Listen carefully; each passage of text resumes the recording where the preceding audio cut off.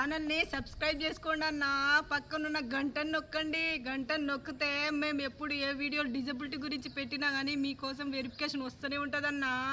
గంటను నొక్కండి, మా ఛానల్ని సబ్స్క్రైబ్ చేసుకోండి. 2 పనులు చేయండి అన్న. ఇంకోటి లైక్ చేయండి, షేర్ చేయండి, కమెంట్ చేయండి అన్న. మన డిజబిలిటీ ఛానల్ అన్న, ఇది మనమే సపోర్ట్ చేసుకోవాలి. అదే అన్న. Thank you.